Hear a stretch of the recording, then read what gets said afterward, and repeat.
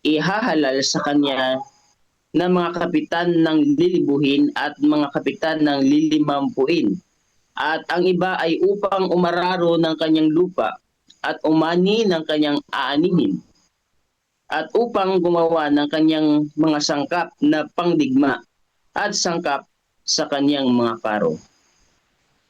At kaniyang kukunin ang iyong mga anak na babae upang maging mga manggagawa ng pabango at maging mga tagapagluto at maging mga magtitinapay. At kanyang kukunin ang iyong mga bukid at ang iyong mga ubasan at ang iyong mga olibuhan. Sa makatuwid bagay ang pinakamabuti sa mga yaon upang mga ibigay sa kaniyang mga lingkod. At kaniyang kukunin ang ikasampung bahagi ng iyong binhi at ng iyong mga ubasan at ibibigay sa kaniyang mga punong kawal at sa kaniyang mga lingkod. At kanyang kukunin ang inyong mga aliping lalaki at babae at ang inyong pinakamabuting bataan at ang inyong mga asno at mga ilalagay sa kaniyang mga gawain. Kaniyang kukunin ang ikasampung bahagi ng inyong mga kawan at kayo'y magiging kanyang mga lingkod. At kayo'y dadaing sa araw na yaon dahil sa inyong hari na inyong pipiliin at hindi kayo sasagutin ng Panginoon sa araw na yaon. Ngunit tinanggihang dinggin ng bayan ang tinig ni Samuel at kanilang sinabi, hindi, kundi magkakaroon kami ng hari sa amin. Upang kami naman ay maging gaya ng lahat ng mga bansa at upang hatulan kami ng aming hari at lumabas sa unahan namin at ipakipaglaban ang aming pakikipagbaka. At narinig ni Samuel ang lahat ng mga salita ng bayan at kanyang mga isinaysay sa pakinig ng Panginoon. At sinabi ng Panginoon kay Samuel, dinggin mo ang kanilang tinig at lagyan mo sila ng hari. At sinabi ni Samuel sa mga tao sa Israel, yumaon ang bawat isa sa inyo sa kaniyang bayan. Walain po tayo sa ating nabasa sa umaga. Amen. Amen. Amen. Amen. Amen. Amen po. Amen. Okay, so tayo po ay magbibigay ng refleksyon doon po sa nabasa ng ating kapatid. At nakita natin doon mga kapatid na dito na po ay nagsimula na silang humingi ng hari. So, sino po yung pwedeng mauna para po sa refleksyon na pwedeng makatulong sa atin kung anong lesson na makukuha natin sa chapter 8 na ito. Sige po. Meron po bang gustong magsimula? O si Pastor Jopet muna. Pastor Jopet, unahan mo muna. Ayan, good morning po. Napakaganda po ng ating binasa ngayon sa unang Samuel chapter 8 na kung saan ang mga Israelites ay humingi sila ng hari kay Samuel. Nakita ko lang na ang sabi nung nabasa natin, ang dahilan na humingi sila ng hari hindi dahil sa ayaw na nila kay Samuel or dahil sa yung mga anak niya ay hindi gumawa ng tama sa harapan ng Panginoon, kundi ang sabi nung nabasa natin na at the first place ayaw na yung Israelites meron silang attitude na ayaw nilang magpasakop sa Panginoon kagaya ng ginawa ng kanilang mga magulang. Kaya nga nung narinig yun ni Samuel, parang sumama yung loob niya, parang nalungkot siya, pero sabi ng Panginoon, huwag kang malungkot kasi hindi ikaw ang itinakwil nila, kundi ako ang itinakwil nila, gaya ng kanilang mga magulang. So, yung para sa akin ang reflection ko po, I hope na tayo bilang mga Adventist, mga naglilingkod sa Panginoon, ma-develop po sa ating mga puso, sa ating buhay, yung sinasabi po dyan na laging unahin ang Panginoon. Ang Diyos talaga ang magiging hari ng ating buhay, wala nang iba. At laging siya yung pipiliin natin na manguna sa ating mga plano at mga desisyon. Kasi kapag hindi ang Panginoon ang magiging hari ng ating buhay, kagaya ng sabi ng Panginoon kay Samuel, ipapakilala, sabi ng Panginoon, ipakilala mo Samuel kung anong klaseng hari ang maghahari sa kanila. Pag binasa po natin yung buong Samuel, sabi doon, gagawing alipin yung kanilang mga anak, taga-ubasan, magiging taga-tinapay, magiging taga-tanim. In short, kung sa real life sa atin, kung hindi ang Diyos ang magiging hari sa ating buhay, ang kasalanan ang maghahari sa atin. Si Satanas, gagawin tayong alipin sa kasalanan. Kaya napakapalad po natin na ang banal na salita ng Panginoon ay nagpapaalala sa atin sa pamamagitan ng mga karanasan ng mga Israelites sa kanilang paghiling ng hari. Yun po yung aking reflection ngayong umaga. Amen. Thank you very much, Pastor Jopet. At nakita natin na talagang kinakailangan piliin natin ang ating Panginoon na siyang maghari sa buhay po natin. Okay, tatawagin ko si Pastor Seth. Pastor Seth, nandiyan ka ba? Tandaan kumbaga, Pastor. Sige, Pastor. Sige nga. Ang maganda po ang chapter 8, mga kapatid, ng 1 Samuel. Kung babasahin mabuti ang bawat sitas ng Biblia, ang text nito, mga kapatid. Kapag ang Diyos po ay isinantabi, kahit mabuting ang kahilingan ay nagiging kapahamakan, mga kapatid. Sa 1 Samuel chapter 8 ay humihiling ang Israel ng isang hari tulad ng ibang mga bansa. Hindi dahil wala ang Diyos, kundi dahil hindi na nila nais na siya po ang mamuna. Pagod na sila sa paghihintay, nabigo sa pagkukulang ng mga anak ni Samuel. At ninais na ang sistemang nakikita, hindi ang Diyos na hindi nila nakikita. Malinaw po, mga kapatid, na nagbabala ang Diyos na ang hari na ang hinihingi nila ay kukuha ng mga anak, lakas, yaman, kalayaan. Ngunit pinili pa rin nila yun. Kahit sinabi ni Samuel na yung 10% ng inyong mga inaani kukunin.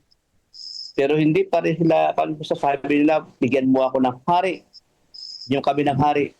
Dito natin makikita ang isang mahalagang aral, mga kapatid. Ang hinihingi ng tao ay hindi lagi kalooban ng Diyos, kundi mukhang makatwiran. At kahit mukhang makatwiran, pero hindi pala kalooban ito ng Diyos, mga kapatid.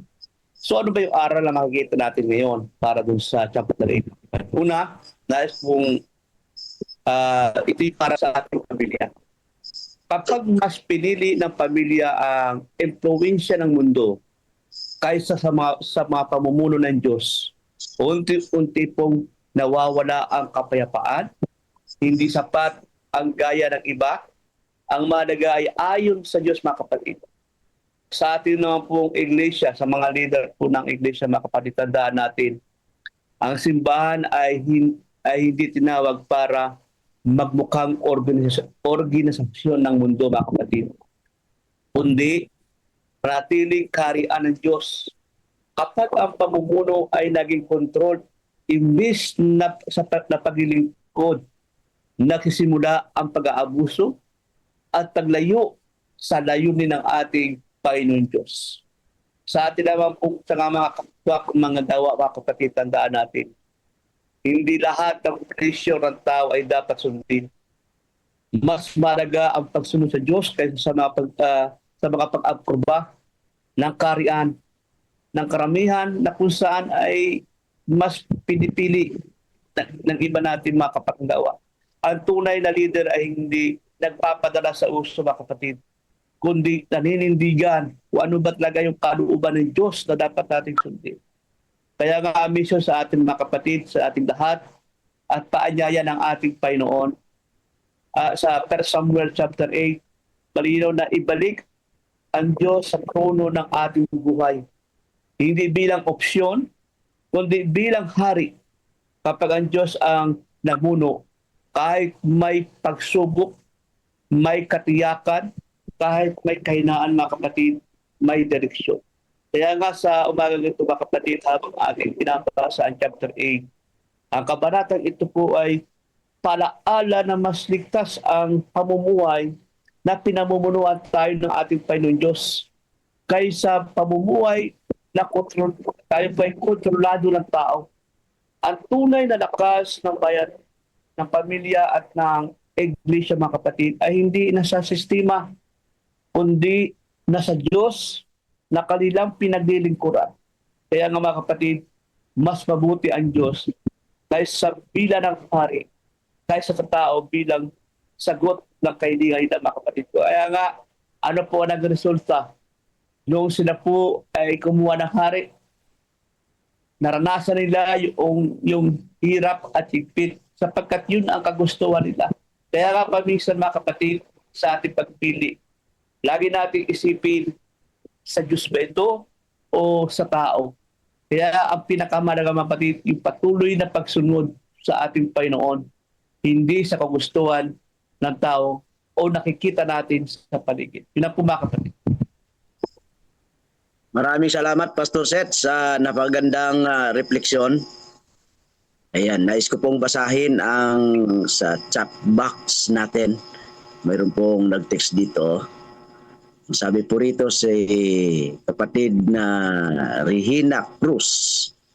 Ang sabi niya sa kanyang sarili, sa umagang ito ay tinatanong ako ng Diyos, sino ang gusto kong maghari sa buhay ko? Ayan, ha? Kadalasan, yan din ang tanong natin, mga kapatid. Sino nga ba ang maghahari sa buhay natin? Sabi po ng ating presidente, ang sabi niya, Sister Ellen White said, when God lets man have his own way, it is the darkest hour of his life. Yan po ay sa Faith and Works 45. Starting with Eve, we see this reflected in every life except one. Si Cain ay naghandog sa Diyos ayon sa sariling kagustuhan at nauwi sa pagpatay at pagkamuhi. Sina Abraham at Sarah ay nagmadali sa pangako ng Diyos at nagsimula ng alitang nagpapatuloy hanggang ngayon. Yan. Pinili ni Lot ang Sodoma dahil sa ganda nito at nawala ang kanyang ari-arian at pamilya. Humingi ang Israel ng hari dahil sa pagmamataas at inggit. Ayan. Gaano kadalas ito nangyari sa atin? Ayaw kong mawalan ng trabaho, ayaw kong masaktan ng kaibigan. Ganito ang, sabi niya, ganito ang paraan ngayon. Lalago ang simbahan ko, isa lang. Isa lang ako sa laban sa karamihan. Gusto ko ng higit na pera, kapangyarihan at kasigatan. Kahit ano pa ang dahilan, kung may plano ang Diyos, wala tayong magagawa na mas mabuti kaysa sa kanyang karunungan. Kapag ipinilit natin ang sariling paraan, ang pinakamadilim na sandali ng ating buhay ang darating. So yan po yung sabi ng ating pong presidente. Ano? Isa pa, sabi ni Sunny Talusan, itinuturo sa atin sa Kabanata 8 na bago humatol ang Diyos, siya ay nagbibigay muna ng babala. Hindi lahat ng ibinibigay ng Diyos ay tanda ng pagsang-ayon. Minsan ito ay kanyang pinahihintulot. Kapag ang Diyos ang hari ng ating buhay, tiyak na may direksyon ang ating buhay. Subalit kung iba ang naghahari, tayo ay madadala sa kapahamakan. Kaya ang tunay na isyu ay hindi hari, kundi sino ang hari ng aking buhay. God first morning, mga kapatid. So yan po yung sabi ni kapatid na Sunny. Sabi naman ni Brother Edmond, sabyo, take away, mahalagang huwag nawang maging sukatan ng ating tagumpay ang pamantayan o pressure ng sanlibutan. Kundi hayaang ang kalooban at kaharian ng Diyos ang maging una sa ating buhay. Magtiwala sa Panginoon ng buong puso. Put God first and you will never be lost. Maraming salamat po sa mga nagbigay ng refleksyon, mga kapatid. Ayan. So mayroon pa pong sinabi si Presidente, another point, sabi niya, minsan hindi rin maganda yung gaya-gaya. Totoo po yun kasi makita natin doon sa binasa natin ay nainggit. Yun yung sabi ni Pangulo kanina, sa kanya pong refleksyon ay nainggit sila. Ano? Doon sa kanilang pagkainggit sa ibang mga nasyon ay gusto nilang maging hari. Gaya-gaya. Ang sabi pa ni Christopher, aral ng 1 Samuel 8, minsan ganito tayo pumipili kahit na ipinapakita ng Panginoon ang kanyang dakilang pag-ibig. Kaya minsan pinipili natin na magkaroon tayo ng ibang Diyos. Kaya minsan tayo ay naliligaw. Isang panawagan sa atin na nakatingin sa Panginoon. God first morning. Ito pa. Sabi ni Pastor Seth Magas, bumabalik. Sabi niya, kapag pinalitan natin ang Diyos bilang hari ng buhay natin, kahit makuha natin ang gusto natin, mawawala ang tunay na pagpapala. Paalala sa atin ngayon, huwag piliin ang gaya ng iba, kung taliwa sa kalooban ng Diyos. Pangalawa, sa pamilya, church, at leadership, may mahalaga ang pagsunod sa Diyos kaysa pressure ng tao. Ang tunay na seguridad at direksyon ay nagbumula sa Diyos na namumuno, hindi sa sistemang gawa ng tao. Mas mabuting maghintay at sumunod sa Diyos kaysa, sabi niya, kaysa magmadaling pumili ng hindi niya kalooban. Si Pastor Alex, lesson learned, we must walk by faith, not by sight like the ancient Israel. Thank you very much po sa lahat ng mga nagbigay ng reflection. Mayroon pa po bang gusto magsalita, mga kapatid? Ayun, sige po. Brother Melvin. Magandang umaga po. Nako, parang ibang boses ni Brother Melvin Pastor Joey po ito. Pastor Joey po yun, Pastor. Akala ko sige. Sige, Pastor. Ang aking pong reflection ay mula sa verse 1 hanggang verse 3. Ang sabi po rito, at nangyari nang si Samuel ay matanda na kanyang ginawang mga hukom sa Israel ang kanyang mga anak. At sa verse 3, sinabi doon, at ang kanyang mga anak ay hindi lumakad sa kanyang mga daan, kundi lumingap sa mahalay na kapakinabangan at tumanggap ng mga suhol at sinira ang paghatol. So, dito aking nakita, itong si Samuel ay mayroong magandang impluensya sa komunidad. Ngunit ang kanyang anak mismo na ginawa niyang hukom, ang wika doon ay hindi lumingap o hindi sumunod doon sa kanyang mga lakad. At gumawa pa sila ng kahalayan para sa kanilang sariling pakinabang. Sila'y ginawa ng hukom ngunit hindi lumakad sa kalooban ng kanilang amang si Samuel. So, ang aking reflection dito sa mga talatang ito, pagkaminsan mga kapatid, ay ganito rin ang nangyayari sa kalakaran natin sa mundong ito. Sa secular na konteksto, talagang maraming hindi matuwid na hukom at tumatanggap ng suhol. Kaya maraming mga taong napapahamak na walang kasalanan dahil sa maling paghuhukom. Yun yung una. Ikalawa, sa ecclesiastical na kalagayan o konteksto ng ating pong pinag-uusapan, may mga leader din tayo, o sabihin natin, may mga leader din tayo naman na kagaya ng binanggit, naglagay ng hari pero hindi ayon sa kalooban ng Panginoon. May mga leader tayo na kapag naging hindi siya matibay sa kanyang paninindigan, maaari siyang madala sa mga, sabihin natin, mga suhol o kaya'y magandang pananalita ng mga taong nakapaligid sa kanila. Hindi nagiging maganda ang kanyang judgment dahil sa ganitong, sabihin natin, self-serving o kaya hindi paglakad ayon sa kalooban ng ating Panginoon.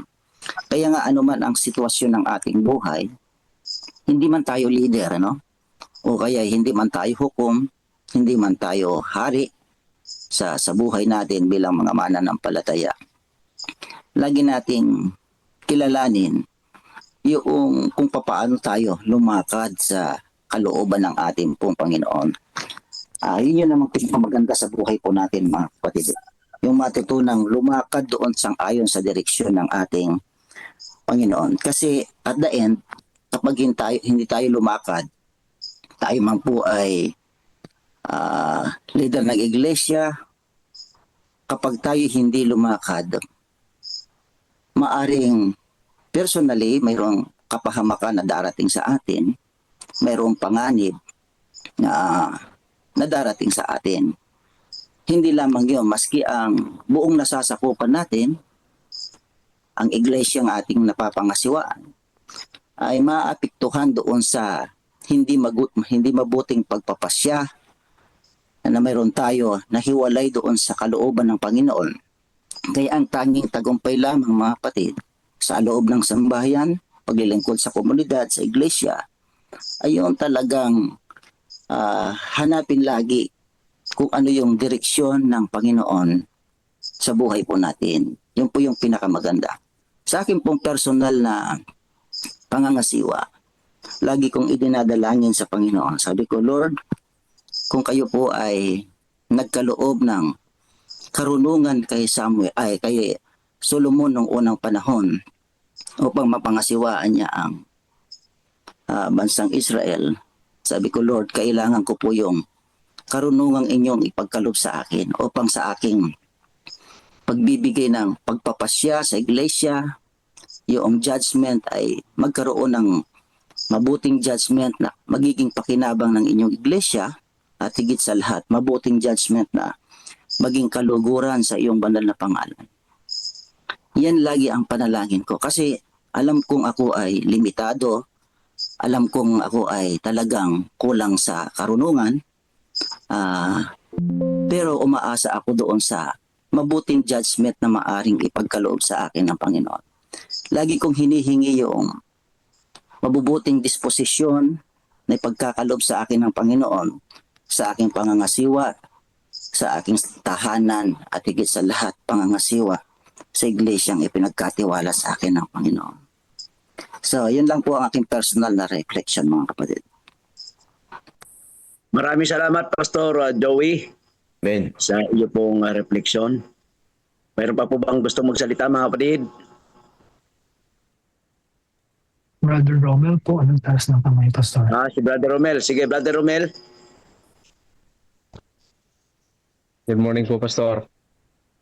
Morning po sa ating lahat. Kaya, yun niya po. Ang akin pong nakita dito, yung verse 21. Kaya ang sabi dito, mga kapatid, at narinig ni Samuel ang lahat ng mga salita ng bayan at kanya'y mga isinalaysay ito sa Panginoon. Kaya napakaganda po yung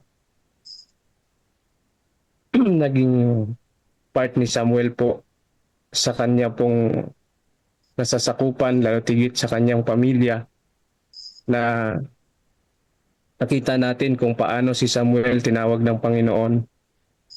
Pero mayroon pong pagsubok na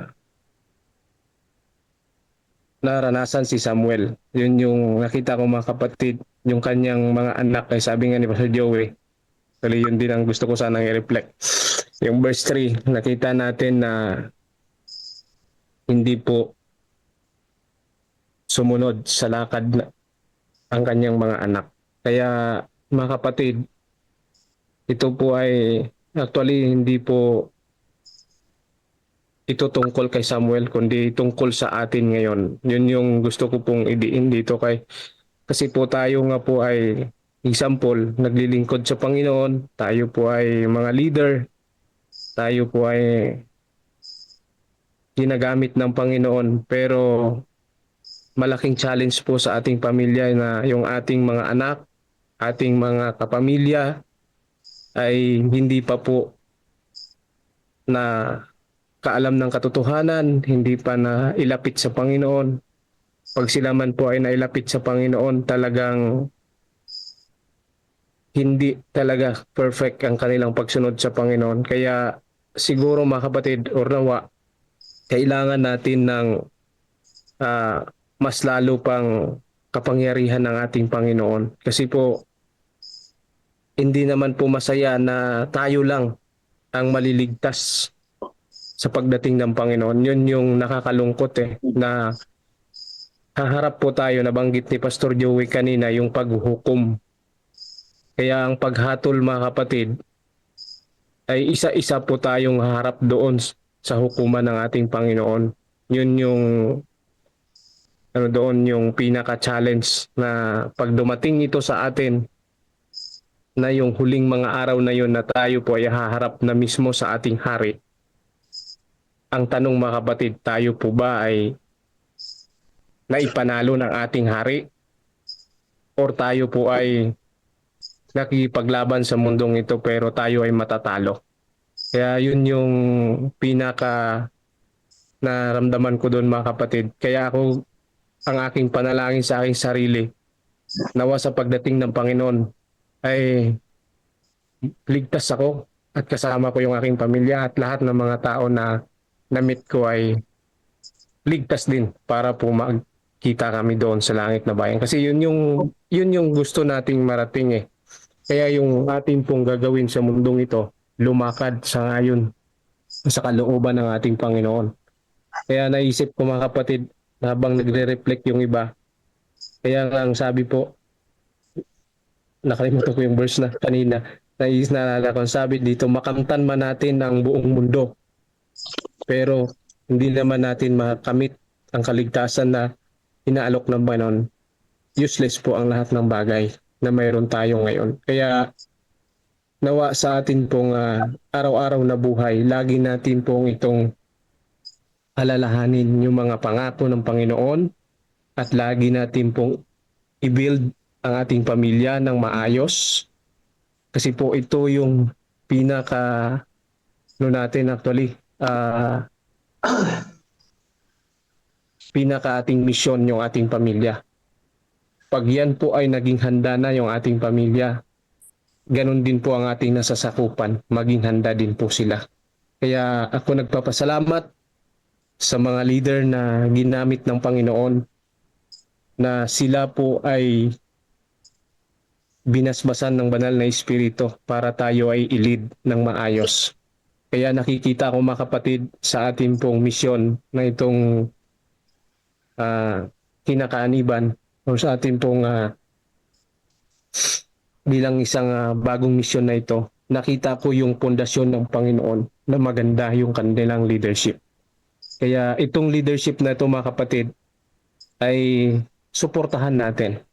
Kasi yun yung binabanggit diyan na lumakad tayo sa gawain ng Panginoon. Kasi pag atin po yun nakalimutan bilang mga anak, kasi tayo mga anak, mga kapatid ng ating misyon, lilihis tayo ng landas. Kaya ang ating tingin lamang sana nawa mga kapatid, doon lamang sa ating pinaglilingkuran na hari, ang ating Panginoong Jesucristo, na siyang namatay, siya pong tumubos, at siya ring magbibigay sa atin ng kaligtasan. Kaya yan lamang po ang aking maibahagi, at happy God first morning po sa ating lahat. Maraming salamat, Brother Romel. Nais ko rin pong basahin itong sinabi ni Pastor Ernie Marin sa 1 Samuel chapter 8, isang salamin ng puso ng tao ay madalas tayong humihiling ng nakikita, nararamdaman at kapariho ng mundo sa halip na magtiwala sa pamahala ng Diyos.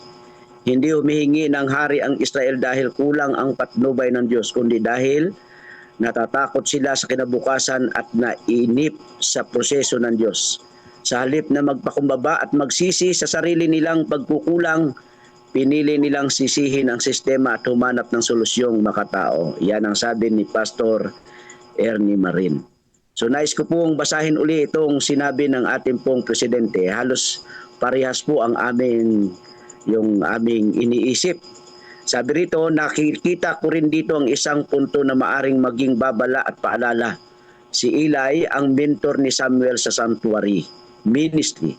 Sila ay parihong-pariho ang naging buhay ng mga anak.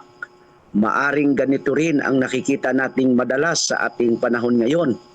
Ano kaya ang nangyari noon at kung bakit ito nangyayari ito ngayon? Alam niyo, totoo ito mga kapatid. No, ito yung aking naisip kanina na si Eli ay leader siya, pagkatapos ay pari siya, pero yung kanyang mga anak ay hindi nagiging masunurin, no? Nagiging masuwayin sila. Ganon rin yung kay Samuel. Makikita natin na hindi rin sumunod sa maayos na pamamaraan itong mga anak ni Samuel. Itong dalawang ito, napakagaling na mga leader ito. At minsan nangyayari din ito sa ating buhay mga kapatid, na makikita natin tayo, kumbaga active tayong Seventh-day Adventist, pero pagdating sa ating mga anak, makikita natin imbis na sumunod, ay hindi sila sumusunod. Makikita natin backslider, pero makikita natin na tayo, yung mga magulang, mga leader ng iglesia. Ano? So sa nakikita ko rito, katulad niyan sinabi kanina ng ating presidente doon sa nabasa kanina, depende talaga sa pagpili. Katulad halimbawa si Cain, ay hindi naman natin po pwedeng hindi magaling magturo yung kanyang mga magulang. Pero ang napili ni Cain ay ang maging masuwayin. Mismo ang ating unang magulang si Adan at Eva, ay alangan namang hindi mahusay yung Panginoon na nagturo sa kanya o sa kanila, na huwag kakain, pero makikita natin sila po ay nagiging masuwayin. So sa nakikita ko rito, nakadepende talaga sa pagpili ng isang tao, mga kapatid. Katulad ng Israel, na kung saan ay pinangasiwaan sila ng Diyos, pero mas pinili nilang humanap ng hari, no? So ngayon sa atin, katulad ngayon, no, mayroon tayong leader sa CLPM, kahit gaano pa kahusay ng ating mga leader dito po sa bagong misyon, kung hindi tayo pumiling sumunod sa mga alituntunin na mayroon po sila, ay hindi nga po tayo magtatagumpay at iba po ang ating hinahanap na katulad po ng nangyari sa mga Israelita. So makikita natin talagang ang pagpapasya ay nasa atin. Kahit gaano pa kahusay ng mga ngasiwa sa atin, kung ayaw nating sumuporta, wala pong magagawa. Maging ang Panginoon, walang nagawa, kundi ang ibigay ang nais ng Israel. So yan lang po ang aking maibabahagi pang refleksyon patungkol po doon sa sinabi ng ating pong presidente. Kasi iisa ang aming nakita na kahit gaano pa kagaling, napakahusay naman ni Samuel pero makikita natin yung anak, hindi po nagiging ganun. Okay, so mayroon pa po. Amen.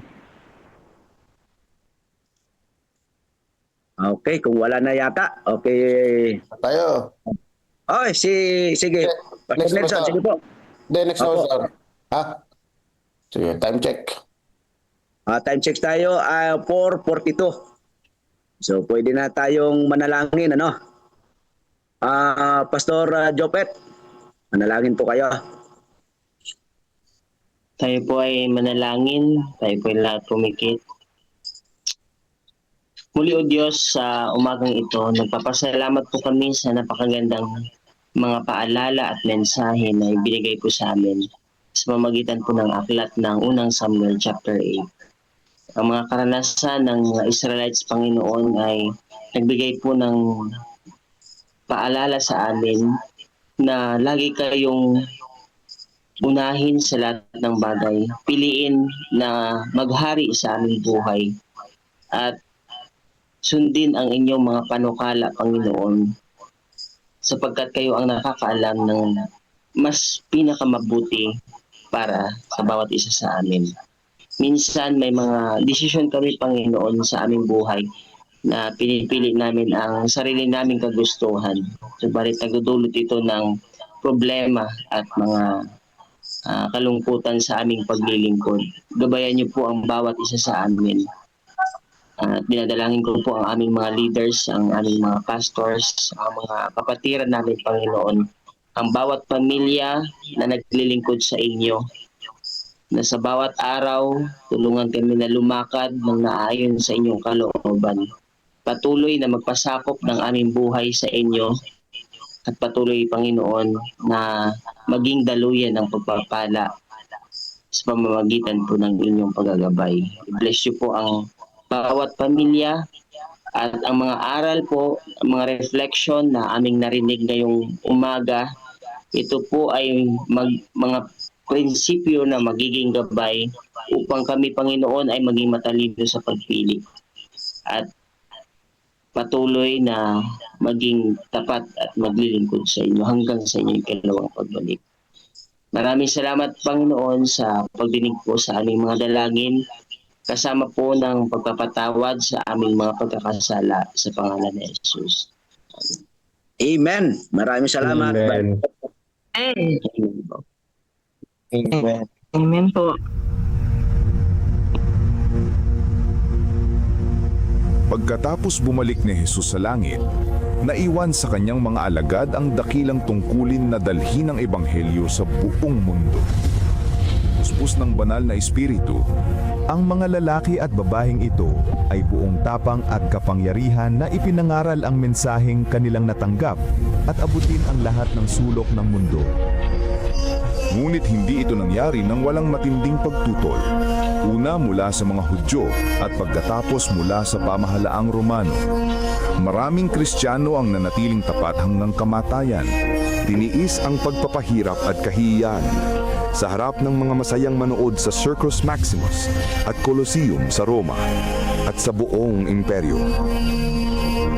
Gayunpaman, ang dugo ng mga martir ay naglatag ng daan para lalo pang lumaganap ang ebanghelyo. Pagkalipas ng mga taon ng pag-uusig ng mga emperador ng Roma, isang emperador na nagngangalang Constantine ang nagpahayag ng kanyang pagtalima sa Kristyanismo noong 312 AD. Naging tanyag ang Kristyanismo, ngunit kasabay nito ay pumasok din sa simbahan ang maraming paganong kaugalian at simbolo, lalo na sa Roma. Ang obispo ng Roma ay unti-unting nagkaroon ng higit na kapangyarihan at autoridad at nagsimulang tutulan at usigin ang mga taong kumikilala kay Jesus lamang bilang ulo ng iglesia at tumatanggap sa Biblia lamang bilang pinakamataas na pamantayan ng katotohanan. Upang makatakas sa lumalalang pag-uusig, ang tunay na bayan ng Diyos ay umatras patungo sa mga liblib na lugar ng Europa. Sa hilagang Italia, ang mga Waldenses ay nagtago sa mga kabundukan. Marami ang pinatay ngunit patuloy na nagningning ang liwanag sa kadiliman sapagkat ang Diyos ay nananatiling may kontrol. Siya ay nagbangon ng mga lalaking tulad ni Wycliffe, Hus, Tyndale, Luther, Calvin at Zwingli upang tumindig para sa katotohanan. Ipinaglaban nila ang Biblia lamang, pananampalataya lamang at si Kristo lamang. Noong 1798, sa katuparan ng propesiya sa aklat ni Daniel, ang kapangyarihang panrelihiyon at pangpolitika ng simbahang Romano ay pansamantalang nabawasan nang alisin ni General Berthier si Pope Pius VI sa kanyang trono. Kasunod nito, nagkaroon ng malaking pagkagising sa interes tungkol sa mga propesiya ni Daniel at marami ang naniwalang malapit nang bumalik si Jesus. Sa Estados Unidos, pinangunahan ng Baptist preacher na si William Miller kasamang daang-daang ibang tagapangaral ang pagtuturo tungkol sa pagbabalik ni Kristo noong 1844. Subalit nang hindi bumalik si Jesus noong 1844, masusing pag-aaral ng Biblia ang nagbigay liwanag sa isang maliit na grupo na ang ministeryo ni Kristo sa makalangit na santuaryo ang dahilan ng kanilang matinding kabiguan. Natuklasan nila sa Biblia na ang ikapitong araw ay Sabat na itinalaga ni Jesus para sa kanyang bayan. Unti-unti nilang naumawaan na ang kanilang misyon ay ipangaral ang mensahe ng tatlong anghel sa Apokalipsis 14. Bilang mga Seventh-day Adventist, ang layunin nila ay ipangaral ng may kapangyarihan ang walang hanggang ebanghelyo at ihanda ang mundo sa pagbabalik ni Kristo. Mahigit sa 160 years na ang lumipas, mga taong dumaan sa dalawang World War, maraming kampanyang militar, mga krisis sa ekonomiya, ang pagtaas ng ateismo at sekularismo at pagdami ng populasyon ng mundo. Dumami rin ang mga natural na kalamidad na pabalik-balik at lumalala. Sa panahong ito, ang misyon at mensahe ng iglesia ay mas may kabuluhan at mas agaran kaysa dati. Si Jesus ay malapit nang dumating at ang mundo ay dapat na maihanda. Maghanda sa pagsalubong sa Diyos. Amen. Amen. Amen. Ngayon po ay ibigay natin ang panahon kay Brother Simeon. Brother Simeon, nandyan po kayo. Hello po, Pastor. Ayun, sige Yung po. ngayong umaga. Pagpapunta po kasi ng Cabanatuan ngayon si Papa, may meeting po sila. Kaya Okay. possible po makapag-devotional. So ako po mga kapatid, ang mag-share po ngayong umaga para po sa Lest We Forget. Ito po ay part 3, yung ating pong pag-uusapan. Isa-summarize ko na lang po at mahaba po siya. So ang title po ng ating devotional for this morning is Walang Kapantay na Paglago ng Misyon 1900s to 1950s. So, hinalimbawa po itong mission po nila Joshua V. Jaimes po at saka nila Richards po sa mga anak po ng Israel. Yung ginawa po kasi nila, sila po ay ginamit ng Panginoon at saka yung iba pa pong mga kapatid ng panahong yon na madagdagan pa at lalo pa pong lumago yung gawain po ng Panginoon. ng mga Adventista po nun. Dumami sila ng dumami. Alam na po natin yun. Yun po yung part 2 po, di ba? Binigay yung numero, napaka dumoble yung bilang. Dumami po. Tapos ito po, sa panahon po ito, sinabi po na ginamit po yung mga Adventist na maipamahagi po yung three angels messages po sa pamamagitan po ng mass media, radio, at iba pa. Madami pong mga iba pang mass media katulad ng TV. Dito po, mas naging mabilis, walang kapantay na paglago po ang misyon nung panahong iyon. At sabi po dito sa Exodus 14:15, ito po yung verse natin today. Sabi ng Diyos, sabihin mo sa mga anak ni Israel na sila ay magpatuloy. At gaya po ng mga anak ng Israel noon, sinabi po dito, sa pagtawid nila sa Red Sea, sila po ay hindi nakatawid kung wala po ang gabay ng Panginoon. Napakahirap po at imposible po ito kung titignan sa mata po ng marami. Para tumawid ka sa isang malalim na dagat. Pero naging posible kasi may Diyos po silang kasama. At ganun po yung nangyari po kanila Joshua Villames at saka kay Richards at sa iba pa po na mga Adventista na nag-alay po ng kanila pong mga serbisyo, nag-alay po pati ng kanila pong mga salapi, at nag-alay po ng mga iba pa pong mga kanilang mga talento. Naging posible kasi kasama po nila ang Diyos. At hindi rin po ito mangyayari kung hindi po nakisama, hindi po naniwala, wala pong pananampalataya. Katulad po ng Israel, hindi sila makakatawid kung hindi po nila sinubukan. Para yung makita mo lang na bumuka yung dagat po, makita mong sa harap mo ay napakalawak, yung tatawid ka ba, mamaya biglang bumaba, napakahaba pa ng lakbayin. Pero yung pananampalataya nila na humakbang ng una, pangalawa, pangatlo, hanggang makarating sila sa dulo, isa pong pagtitiwala, pananampalataya, pagpili po. Pagpili na humakbang kasama po ang Diyos. At doon din po ginawa ng mga unang Adventist. Sila po ay gumawa po ng paraan. Binigyan sila ng paraan ng Panginoon, ng plano na mapabilis po yung outreach.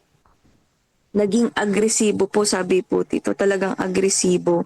Maraming naabot. Ang pangalan po ng radio ay The Tabernacle of the Air. Ang ganda po, Tabernacle of the Air. Talagang lipad.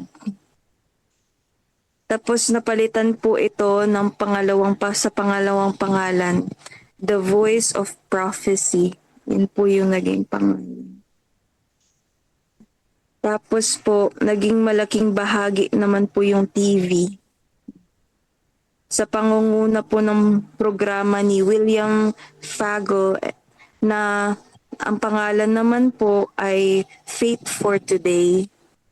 So yun po yung mga naging media names po ng kanila pong pinangunahan.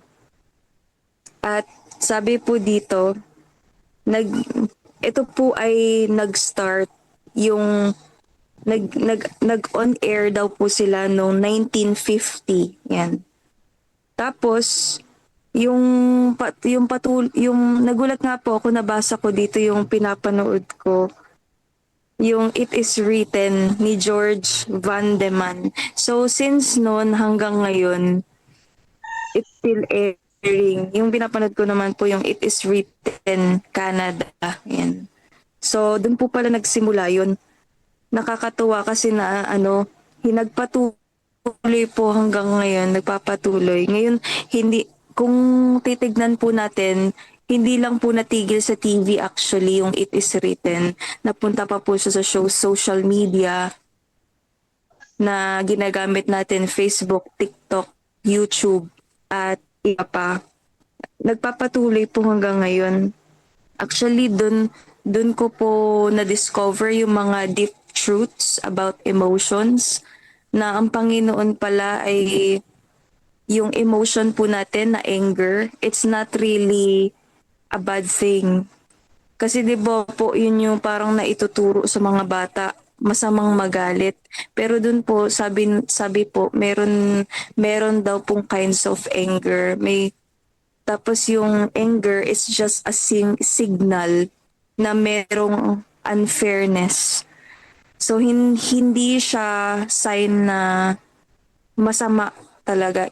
Anger is evil. It's a kind of emotion na kailangan mong maramdaman para maramdaman mo na may unfair sa lahat. Ang masama ay yung kapag binato mo yung anger na walang rason, ng hindi ka reasonable. Yun, meron palang way ng pagtawag ito, ma-handle mo yung anger ng maayos. So, nakakatuwa po kasi ine-explain sa It Is Written yung maraming bagay about hindi po naituturo ng maayos sa society natin. Tas ginagamitan nila ng mga Bible verses and so on. At marami pa po kung actually napanood sa It Is Written. Sana po minsan i-follow niyo yung page ng It Is Written Canada. Meron po yung couple po na pastor at saka yun po. Tapos nabanggit ko lang kasi nakakatuwa po, nabasa ko yung It Is Written ni George Van de Man. Tapos nagpatuloy pala siya hanggang ngayon, naabutan po sa generation natin ngayon. Ano na po ngayon? 2020. Yan. 2025. Grabe po yung yung stretch ng panahon from 1950s to 2025. Doon nyo po mapapatunayan na God is really alive. Kung hindi po buhay ang Panginoon, paano magpapatuloy yung ganitong gawain po ng patuloy, may paglago po eh. Siguro madami silang pagsubok din, mga pagsubok ng pananampalataya, pero nandoon po yung Panginoon, kaya wala pong naging imposible. Tapos sabi po dito, noong 1971, nagkaroon naman po ng tinatawag na World Radio, yung alam po, yung pinapakinggan po natin ngayon.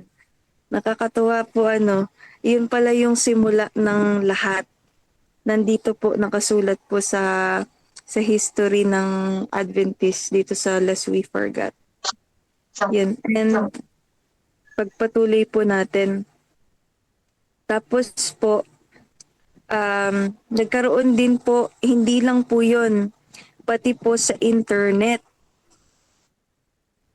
Nakaabot po yung nung 90s. Ayan na po. So, from 50s, 60s, 70s, 80s, 90s, yung internet po, alam naman po natin.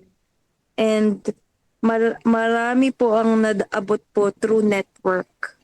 So, hindi lang radyo, hindi lang TV, pati po internet. So, libo-libo po. At sabi po dito, bilang pagtatapos, binanggit po dito sa Apocalypse 14 verse 6, tunay na ang unang anghel na lumipad sa gitna ng himpapawid na may walang hanggang ebanghelyo na ipahahayag sa mga naninirahan sa lupa, sa bahagi bawat ng mundo. Ang panahon ng himala ay hindi pa tapos. Actually po, hanggang hindi po dumarating ang Panginoon, makakaasa at makakapagtitiwala po tayo sa Panginoon na siya po ang kasama natin. Tumatawid po tayo ngayon sa Red Sea, mga kapatid. Nakita ko po 102 po ang nandito. Kasama po ng ating pong mga leaders. Tayo po, ang bawat isa sa atin, may kanya-kanya po tayong dagat sa harap natin. Meron po tayong kanya-kanyang Red Sea sa harap natin. Para sa iba, ito po ay imposible. Gaya po namin, kami po sa Tayabo. Napaka-imposible mga kapatid na makita namin yung lugar kung saan po kami magtatayo ng church. Pero napaka-smooth po ng lahat mga kapatid. Nandyan po, kasi CLC pa po nun eh. Yung CLC po ay tumulong po sa amin. Nagbigay po sila ng mga funds. Tapos mga kapatid po ng distrito, mga pangunguna po ng aming pong mga pastor at mga elders. Iba po talaga yung gawa ng Panginoon. Na-unite po lahat. Pati po yung may mga magkakagalit nun, nagkakabati kasi pag may gawain talagang nandun pa rin yung puso nila eh. Nakita mo magkakasama sila lahat. Tapos nakakita kami ng isang magandang lugar po doon na kayang bilhin. Tapos ayun, nakakita po kami ng mga tumanggap sa Panginoon. Ibibigay talaga ng Panginoon po yung mga sheep eh. Basta gumawa ka lang Nagkaroon kami ng mga crusade. Imposible po talaga kung hindi mo bubuksan yung puso mo sa Panginoon. Tapos nagkaroon po kami ng mga baptism, nagkaroon po kami ng mga crusade at last time po, noong December po, si Pastor Seren po yung nagbinyag. Si Pastor Dan Harapan naman po yung nag-crusade. Nagkaroon din po kami ng baptism at madami rin po mga kapatid ang talagang uhaw sa salita ng Panginoon. Talagang gagawin mo na lang, bubuksan mo na lang talaga sa kanila yung pananampalataya. Ang dami pong handang tumanggap. Tapos ngayon po na si LPM na, salamat po mga kapatid kasi kahit 2 years pa lang po kami sa pananampalataya sa Tayabo, ay ramdam po talaga namin na may mga funds po na tumutulong. At ngayon po, nakakagulat, in 2 years, meron na po kaming simbahan. Sino po makakagawa nun? Wala pong ibang Panginoon talaga. Kikilos at kikilos Amen. ng lahat. At nakapintura pa po yung loob. Hindi talaga mangyayari kung wala po ang espiritu ng Panginoon sa loob po ng puso ng bawat isa. So patuloy lang po natin ipanalangin ang paglago po ng bawat isa sa pamamagitan ng misyon kasi hindi po tayo lalago kung hindi po tayo magmi-mission. At plano po namin ngayong May, magkaroon po ulit kami ng crusade. Pinag-usapan po namin Sabado. Kaya kami po ay nagpe-prepare ng mga kapatid, naglilibot. Nung Sabado po ay naglibot po ulit kami. At kami po ay hindi na namin nararamdaman yung dati nung magsisimula kami. Napaka-burden mga kapatid. Parang mag-isa ka lang. Pero hindi pala ganon. Talaga isa-surrender mo sa Panginoon. Yung pakiramdam na mabigat ay napakagaan po ngayon. Yun pala yung sinasabi sa Matthew. Hindi mo kayang gawin mag-isa talaga yung gawain. Talagang kailangan mo ilapit sa Panginoon. Surrender mo sa Panginoon yung gawain. Yun po, sa pangunguna po ni Elder Semi, Elder Jet, at saka ni Elder Angel, saka ni Pastor, kami po ay hahayo para pa sa gawain ng Panginoon. Maraming salamat. Amen. Mr. Mitch. Ayan. Amen. Pakaganda. Pastor Rene, Sige po.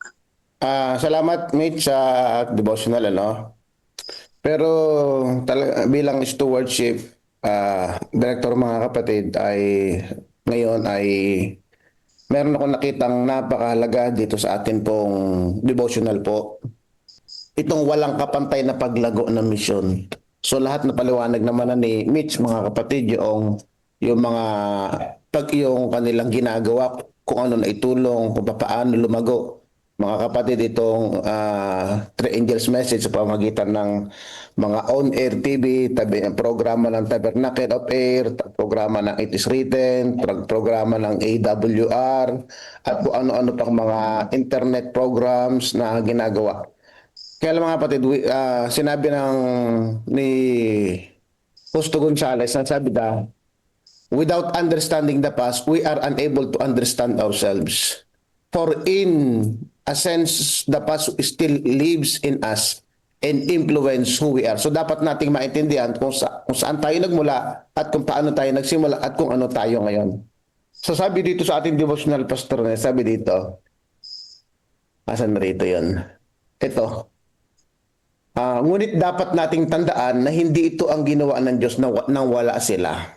Hindi lamang nila inialay ang kanilang buhay para sa serbisyong misyonero, kundi ang kanilang mga ikapo at tandog para sa misyon ay nagpaalab sa patuloy na agresibong misyon outreach ng denomination. Ito mga kapatid, ang ating iglesia ay talagang lumago siya ng mabilis na naabot ang maraming nasyon, nakapagsagawa ng maraming outreach program. It is because hindi lang sapat na ang isang tao, Pastor Serene, na ay magmisyonary siya.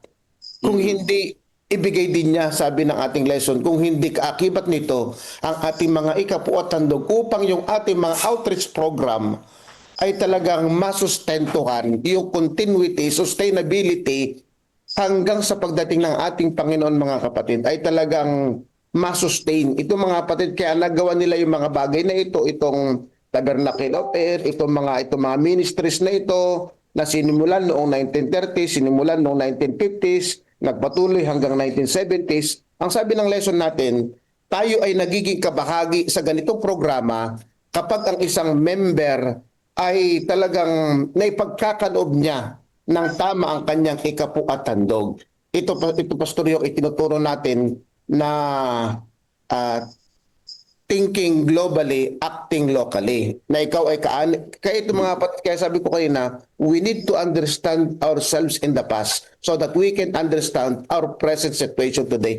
Ang thinking ng isang Seventh-day Adventist ay hindi lamang niya iniisip yung kanyang sariling simbahan, kung hindi iniisip natin yung gawain sa pangkalahatan. So, kaya sabi ng lesson natin, Pastor, dito, hindi lamang sabi dito, hindi lamang nila iniaalay ang kanilang mga buhay para sa serbisyong misyonero. Okay na ako, nagdalaw na ako, nag-Bible study na ako, active ako. Sabi ng lesson natin, Pastor Serene, kundi ang kanilang ikapo at tandog para sa misyon ay nagpaalab sa patuloy na agresibong mission outreach ng ating denomination. Opo mga kapatid, yun po. Kaya yung walang kapantay na paglago, kaakibat ng paglago ng ating iglesia, yung tinatawag na financial systematic ng ating iglesia po mga kapatid. Kaya hindi po sapat sa isang kaanib ng iglesia na ipagkaloob niya ang kanyang talento. Okay po yun, nating disagree. But the Lord God said we need to give much more kung ano yung po nasa puso natin. Yung sabi ng lesson natin, dinain po niya yung ikapo at handog, wag po natin kakalimutan upang mas maraming outreach ang magawa ng ating iglesia. Kabahagi po kayo doon mga kapatid. Kabahagi po tayo doon.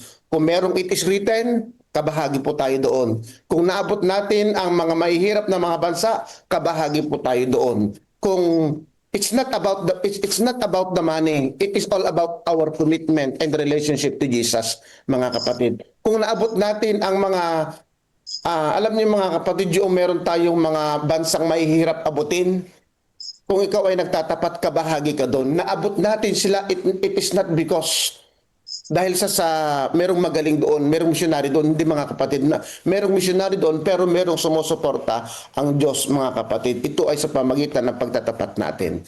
Kung nasaan ang ating iglesia ngayon, Pastor Serene, it is because of the faithfulness of the member of the church. Kung mabilis sumulong ang gawain ng Diyos, it is because of the faithfulness of the church. So, yun ang natin mga kapatid. Kaya sabi dito, walang kapantay na paglago, mga kapatid. Walang kapantay na paglago. Yun lang, Pastor Serene. Hindi Amen. sa sabi ng ating lesson, Pastor, na ibigay natin ang pagiging misyonero, pero kung hindi, ibigay din natin yung ating mga ikapu at tandog upang mas marami pang mission outreach ang ating maabot, Pastor Serene. Amen. Amen. Totoo po yun, mga kapatid. Ano? Amen. Kasi minsan umakata lang po tayo sa ibinigay natin sa misyon. Pero yung ating sarili mismo na extra na po pwede pang makatulong ay minsan hindi po natin na ibibigay. Okay? So tama po yun na ibigay natin ang ating talento, pero kasama po dyan siyempre yung pinansyal, kasi hindi po makakarating sa atin ang mensahe ng Panginoon kung hindi po nagkaroon ng sakripisyo ang ating mga unang mga leader. No? Ayan. Nais ko pong basahin itong sinabi ng ating presidente. Ang sabi nga, ang lahat ng mga missional Adventist ay naunawaan na malaki ang magagawa ng bawat isa mula bata hanggang matatanda. May bahagi tayo sa pagtatapos ng gawain ng Diyos sa isang sistema ng pagbibigay tapat sa pag-iikapo at giving plans. Isa po dyan yung COP, Thinking Globally, Act Locally. Personal Giving Plan, Calendar Offering, I am missional, I think, I talk, I act, I plan, I give to move forward God's mission. So yan po yung sinabi ng ating presidente, susog sa sinabi po ng ating pong stewardship director, mga kapatid. So thank you very much. Meron pong gusto pagdagdag, mga kapatid? Pastor, Sige Pastor Joey po. po. Pastor, opo. Okay, napakaganda po yung pinanggit ng ating pong mga dalawang leader, ano? Talagang mahalaga po yung financial faithfulness natin sa ating pong misyon o sa ating pong iglesia. Napakahalaga po yun para sumulong yung ating pong mga gawain, ating mga programa na ipinatutupad globally, hindi lamang locally. Napakaganda po. Meron po akong karanasan sa kabilang banda, Pastor Serini. Meron tayong isang kapatid na may kakayanang gumawa, may kakayanang mangaral, mag-outreach. Kaya lang wala siyang panahon. Ang sabi niya sa akin ay, Pastor, sabi niya, hindi po ako makakatulong sa ating po mga church activities, church outreach. Kasi napaka-busy ko po. Pwede ko po bang yung pera na lang po ang aking may ambag sa paglilingkod? Sabi ko sa kanya, salamat sapagkat meron kang pusong matulungin sa gawain ng ating Panginoon. Pero sabi ko sa kanya, pero alalahanin mo, ang paglilingkod natin sa ating Panginoon ay hindi parang suhulan. May pera ka nga, pero hindi mo naman ibinibigay yung panahon mo sa Panginoon, wala rin. Hindi rin maganda, sabi ko. Ang pagmimisyon natin ay laging magkasama. Ang ating iglesia ay nangangailangan ng salapi, pero nangangailangan ng ating ding katawan sapagkat ito yung personal nating paglilingkod sa ating Panginoon. Yung involvement natin. Hindi natin sinusuhulan ng Panginoon sa ating paglilingkod dahil sa ating salapi. So, natauhan siya doon at naghanap siya ng isang talagang pagkakataon na ma-involve niya yung kanyang sarili sa gawain ng Panginoon. At later on, sinabi niya sa akin, Pastor, tama po kayo, sabi niya. Parang naging kampante ako na laging ganun ang karanasan ko. Nagbibigay ako ng salapi pero yung personal involvement ko sa ministry, wala naman. So ang ibig kong sabihin, mga kapatid, ang mga pioneers po natin, ayon sa sinalay sa kanina ni sister, ay hindi lang pera ang kanilang pinagana para makapagtayo ng ating po mga internet o sabihin nating panghimpapawid na pangangaral. Hindi lang pera, maging yung involvement po ng mga kapatid. Nagsikap-sikap po sila magkakasama para maisaayos ang lahat ng ito sa ikalalago ng paglilingkod sa ating Panginoon. Kaya nga, mga kapatid, yun ang dapat nating maging karanasan sa araw-araw po nating buhay. Baka mamaya isipin po natin, baka mamaya ay pera lang yung pinagagana natin. Wala na tayong personal involvement sa gawain. Okay, so yun lang po. Pastor Serini. Thank you very much, Pastor. Totoo po yung sinabi po noon, mga kapatid. dapat ay bahagi po talaga yung ating katawan. Kasi yan po ang ating narinig sa ating pong lest we forget, no? Nagbigay sila ng pinansyal, kasama po yung kanilang katawan, mga kapatid. Ang sabi ni Brother Melvin Bilasano, part lang po ng stewardship ang kapirahan. Remember, if our hearts are not fully surrendered to God, our money is not from our hearts. Tama yung term ni Pastor, parang suhol o parang binayaran lang. So, thank you very much, Brother Melvin. So, dito po siguro tayo magtatapos, mga kapatid. Ating hinihilingan si... Mayroon po? Sige po. Pastor Sige, Meneses Brother po. Roman. Pastor si Meneses po. Sige. Pastor, Opo. napakaganda po, no? Nakita ko po yung punto rito na paglago ng misyon. Kaya ang akin pong naramdaman ngayong umaga habang binabasa. Kaya mahalaga pa rin, mga kapatid, na ano man ang mayroon tayo, atin pong isuko sa Panginoon. Kasi po, pag ating isinuko sa Panginoon ang ating hanapbuhay, ating katawan, tayo po ay lalago. Ngayon, mga kapatid, yung sinasabi po na pagbalik ng ikapo at handog sa Panginoon, yan naman po ay bunga ng ating pagsuko sa ating Panginoon at pagsuko ng lahat na mayroon tayong ari-arian. Kasi tunay po na ang Panginoon ang may-ari ng lahat ng mayroon tayo, kaya dapat natin din pong ibalik sa Kanya ang nasa Kanya. Kaya po, mga kapatid, ano man lang mayroon tayo, lagi nating unahin na ang lahat ng iyan ay galing sa Panginoon. Kaya po dapat din nating ingatan ang anong mayroon po tayo. Para po lalong lumago, para lalo rin pong lumago ang misyon ng ating Panginoon dahil sa ating mga biyayang tinatanggap. Yan lamang po at happy Christmas. Thank you very much po. Tayo po ay dadako na sa ating panalangin. Hilingan natin si... Pastor Rene. Meron po. Sige po. Pastor Meneses. Sige po. Pahabol lang ito kasi mahalagang naintindihan natin, mga kapatid. Happy God First Morning po. Salamat po doon sa mga nag-comment doon sa nagbibigay ng financial na tulong sa gawain ng ating Panginoon mula sa mga tapat na lingkod ng ating Panginoon, yung mga nagbibigay. Kaya lang parang gusto ko lamang pong dagdagan yung sinabi ng ating mga nag-comment.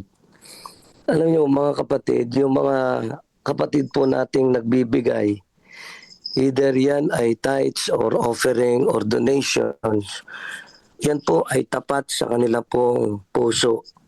Sincere po sila.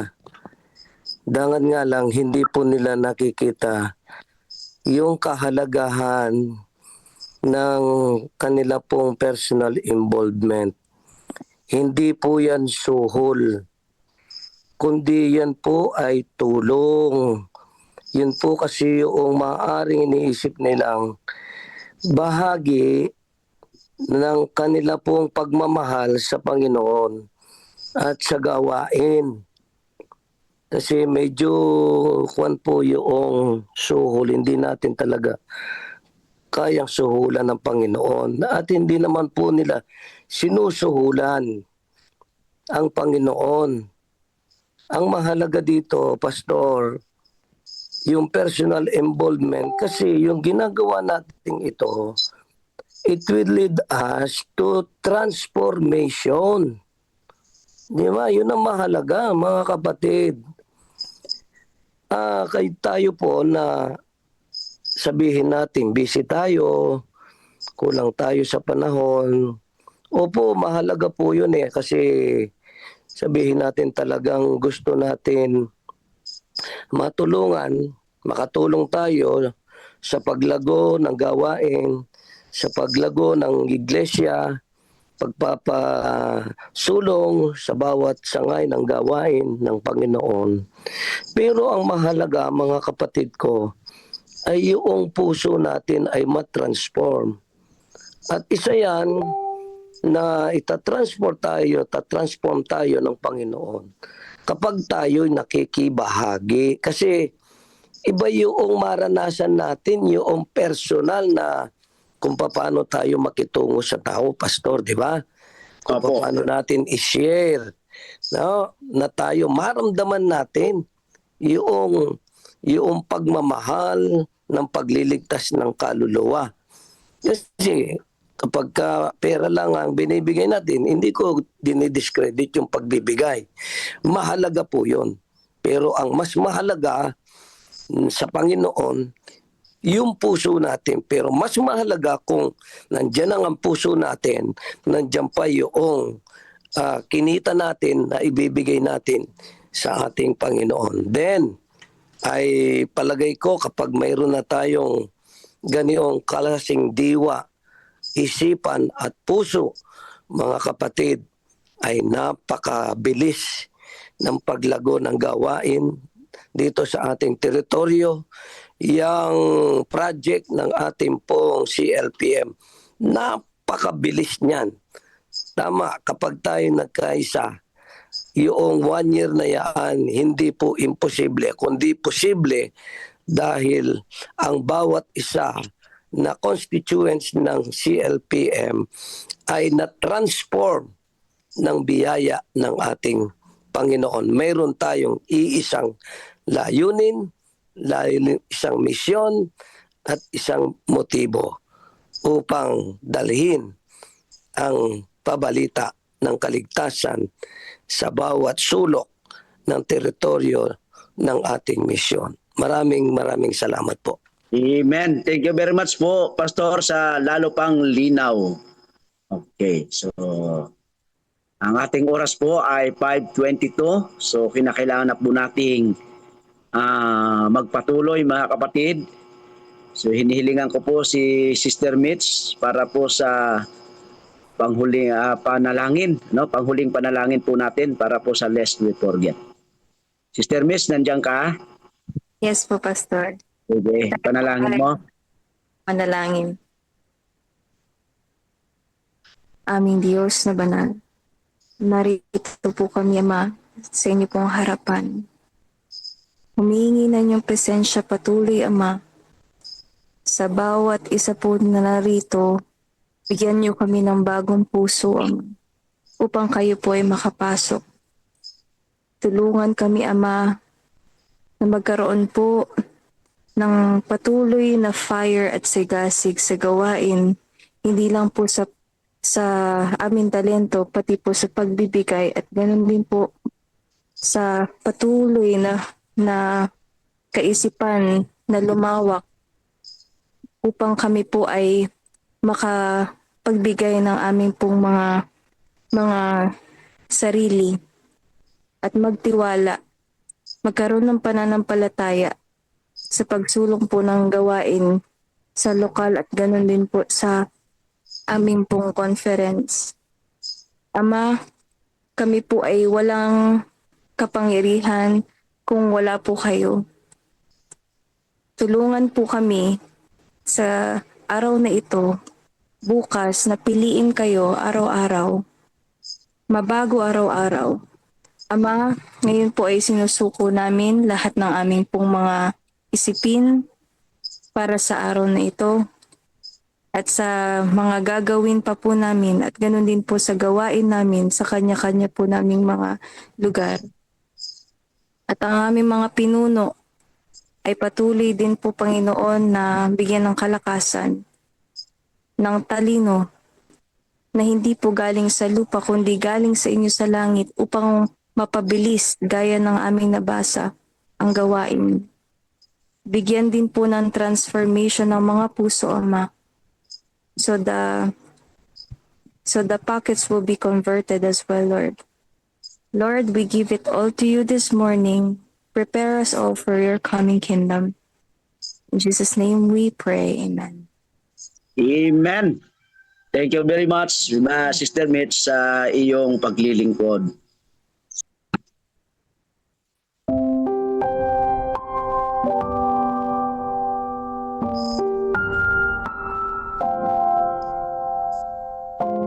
Maaari ka bang asahan ng Diyos? October 4, Offertory Reading Devotional. Ngunit ang totoo, maraming babaeng balo sa Israel noong panahon ni Elias, nang sarhan ng langit sa loob ng 3 taon at 6 na buwan at nagkaroon ng malubhang taggutom sa buong lupain. Ngunit si Elias ay hindi sinugo sa kanino man sa kanila, kundi sa isang babaeng balo sa Sarepta, sa lupain ng Sidon. Lucas Kapitulo 4, 25-26. Ang mga salitang ito na binanggit ng ating Panginoong Hesus ay napakahalaga para sa atin na nabubuhay sa mga huling araw at pinagkatiwalaan ng natatanging katotohanan. Bagaman maraming mga babaeng balo, negosyante, mag-asawa at mga walang asawa sa Israel na maaaring nag-alaga kay Elias, pinili ng Diyos na hindi siya ipadala sa kanila. Sa halip, nilampasan niya sila upang matupad ang kanyang misyon. Ipinagkatiwala sa atin ng Diyos ang isang katotohanang hindi alam at hindi ganap na nauunawaan ng marami. Binigyan niya tayo ng paraan upang ipalaganap ang katotohanan ito sa malayo at sa malapit. Kung tayo ay mabibigo na suportahan ang pagpapalaganap ng katotohanan ito, lalampasan tayo ng Diyos at gagamit siya ng mga taong hindi natin inaasahan upang tapusin ng kanyang gawain. Ito ay nagpapaalala sa isang awitin na inawit ng isang grupo ilang taon na ang nakalipas. May isang linya sa awit na nagsabing, "Maaari ka bang asahan ng Diyos?" Panawagan.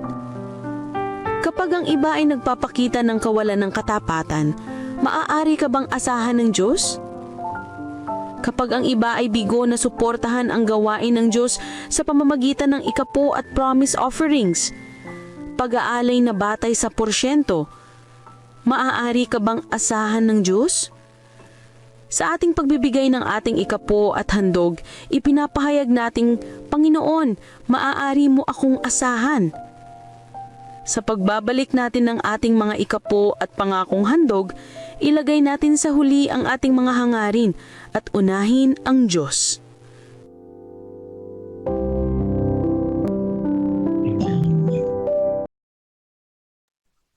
Amen. Ngayon po ay dadako tayo sa ating pong Thanksgiving na ibibigay po sa atin ni Ma'am Ara Cano. So siya po muna ang mauna, pagkatapos po niyan ay si Pastor Tiker ang magbibigay. Madam? Good morning po. Good morning po sa iyo. Happy God first morning po. So ang part ko po this morning ay magbigay po ng Thanksgiving testimony. So kagaya po ng lahat, marami po talaga akong dapat ipagpasalamat sa ating Panginoon. At kung isa-isahin ko, hindi po sapat ang oras ayan, na nilaan po para sa akin. Kaya nais ko na lang po magtuon ng aking testimony kung paano po ako naging guro sa ating paaralan sapagkat ito po isang talagang pinakang malaking dahilan kung bakit ako po ay nagpapasalamat sa ating Panginoon. Ayan, ako po ay galing sa Aurora. Isa lamang po akong converted Adventist at sa totoo lang, hindi po kailanman pumasok sa isip ko na ako po ay magiging isang guro sa ating paaralan. Kasi after ko po mag-senior high school, idinala po ako ng nagpaaral sa akin sa NLAC. Pero dahil ako po isang converted Adventist lang, hindi pa po ganun katibay yung aking pananampalataya. So ako po ay umuwi at bumalik po sa Aurora. Ayan, nang ako po ay nagre-review na para sa SALET. So tulad po ng karamihan, ang talagang panalangin ko po, Lord, kung papasa po ako, magtuturo po ako sa paaralan mo. And hindi ko po alam kung bakit ganito yung naging prayer ko. Sabi ko nga po, parang hindi pumasok sa isip ko na magturo sa ating paaralan. Pero alam ko po kung bakit ganito yung prayer ko kasi meron pong inihanda sa akin ng ating Panginoon. May purpose po ang lahat. So, by God's grace, ako po ay pumasa sa board exam. So, after po nun, naalala ko po, ako po ay nag-apply pa sa iba't ibang private school sa Aurora. Kasi po parang ang target ko po magturo talaga sa DepEd. So, para po magkaroon po ng experience. Pero hindi po ako natanggap sa mga in-applyan ko noon. And hanggang sa ako po ay naging sub-teacher sa ating paaralan po sa Baler. At doon ko po muling naalala yung promise ko sa ating Panginoon. And iyon din po yung naging way. Ayan, si Ma'am Beth, naalala ko po. Siya po yung nagre-remind sa akin na, mag-apply ka sa CLC. Ito yung gawin mo, ito yung pasa mo. Kaya isa po yun sa naging malaking blessing po talaga sa buhay ko. Dahil kung hindi po ako naging sub-teacher sa ating paaralan, so hindi po ako magiging teacher dito sa Kabiyaw. So after po nung demo namin, ayan, online demo po ito, halos lahat po nakasama ko ng mga teacher ay taga-Aurora po. And meron na silang mga talagang naka-assign na school. Ayan, ako lang po yung kasama na, parang ito po yung first time ko talaga na magtuturo sa ating paaralan. So lahat po sila sa Aurora naka-assign. And ako po sa Kabiyaw, ako napunta. So sa totoo lang po, hindi po ako nag-hesitate.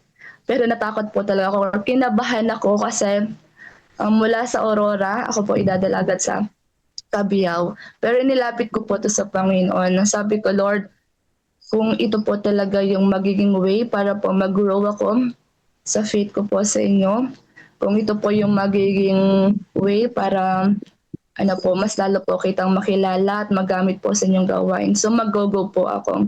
Ayan. So kahit nag-hesitate po ako, talagang tinanggap ko po nung sinabi ni Ma'am Emma na sa Kabiyaw ka ma-assign.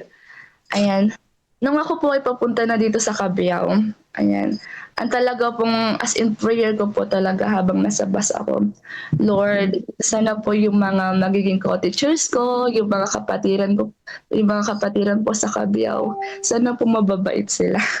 Kasi po, malayo ito sa amin, so di po ganun kadali na ako po ay makakauwi at mahirap naman po na ang mag-work kung hindi ko magiging kasundo yung mga tao na sa paligid ko.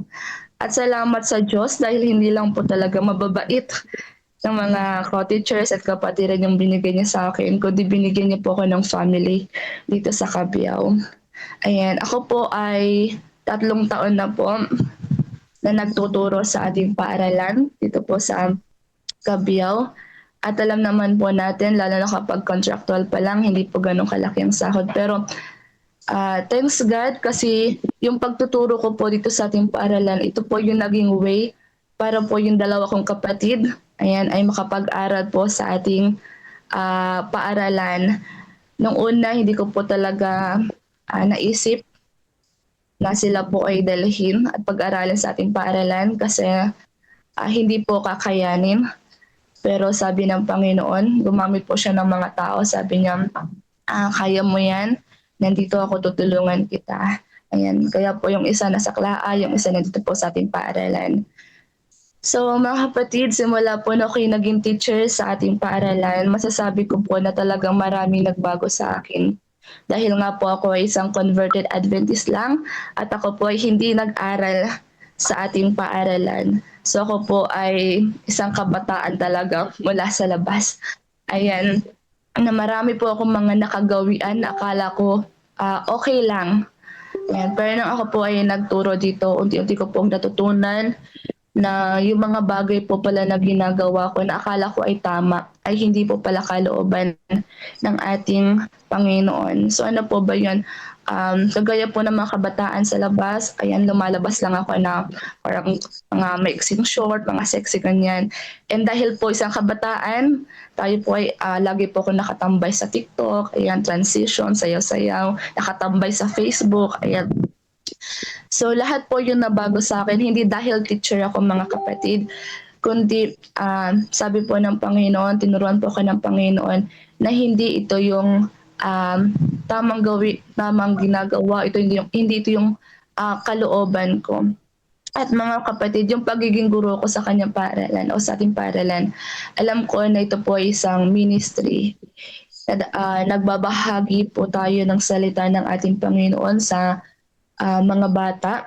At dapat bilang guro talagang nakikita po sa atin yung karakter ng ating Panginoon.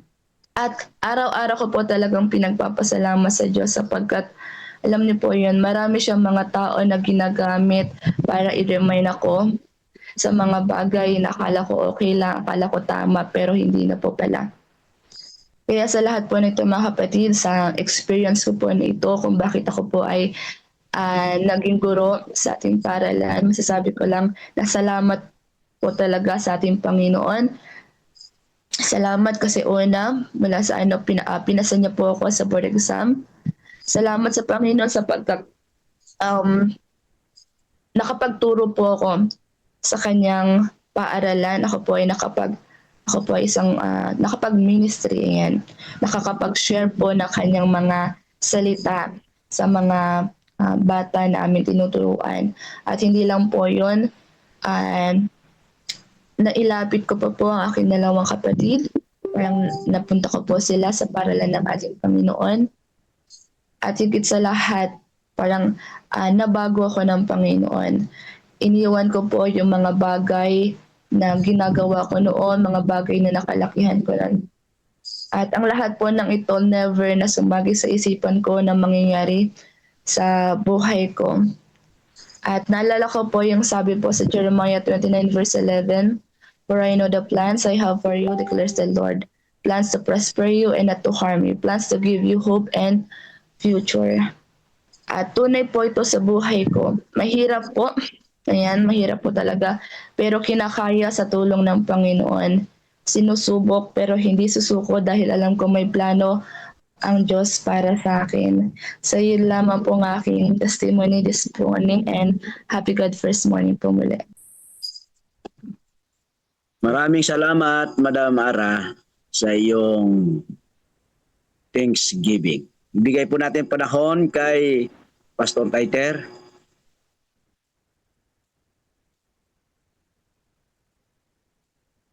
Pastor Taiter, nandiyan ka ba? Parang wala si Pastor Taiter. Pastor Taiter. Wala yata si Pastor Taiter. So sapagkat wala si Pastor Taiter ay dadako na po tayo sa ating pong Acts prayer. Pagkatapos po ng Acts prayer, yung ating closing prayer po ay bibigay po sa atin ni Pastor Rody Vargas. Pastor Rody, nandiyan ka? Pastor Rody? Yes po, Pastor. Ayan. Sa closing prayer ka mamaya. Ang Acts prayer po ay pangungunahan po ulit ng inyong lingkod para po sa adoration and confession. Humihingi uli ako ng tulong kay Brother Melvin kasi siya ang may alam sa ating prayer request. Brother Melvin, pwede po ba kayo? Sa Thanksgiving. I will go. Ako, Thanksgiving at saka sa supplication kasi hindi ko po alam yung ating mga. Sige po. Okay po? Sige. Simulan niyo po sa mag-silent prayer po tayo, and then after po ng mahinang music ay tayo po ay dadako na sa ating prayer.